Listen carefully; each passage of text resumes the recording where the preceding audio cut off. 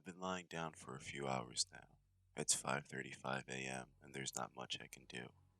You know what the worst part about my situation is? I'm in the same room with my parents. They keep looking at me, and I can't help but look back and try not to scream or cry. Their eyes are focused on me, and their mouths are wide open. There's this strong scent of blood, and I'm paralyzed with fear. Here's the thing. The second that I make any hint that I'm not sleeping anymore, I'm completely fucked, and I will die, and there's nobody around to save me.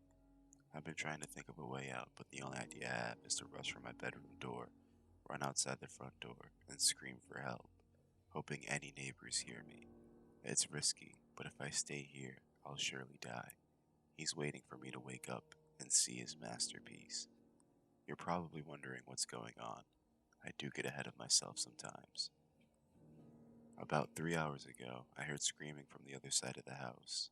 I got up and went to check on the noise, and I realized that I had to use the bathroom.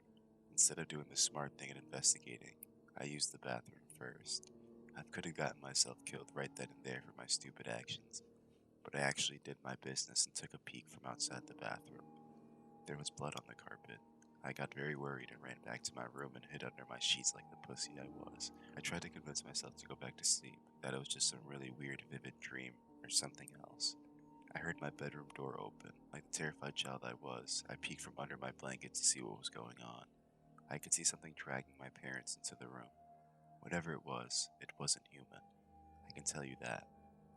It was hairless, with no eyes and no clothing. It walked like a caveman, with its back slouched as it dragged my parents. But this thing was much smarter than any caveman. It was aware of what it was doing. It propped my dad up on the edge of my bed and made him face me. Then it sat my mother down in the chair and positioned her towards me as well. After that, it started rubbing its hands on the walls, staining them with blood, and then drew a circle with a pentagram in it.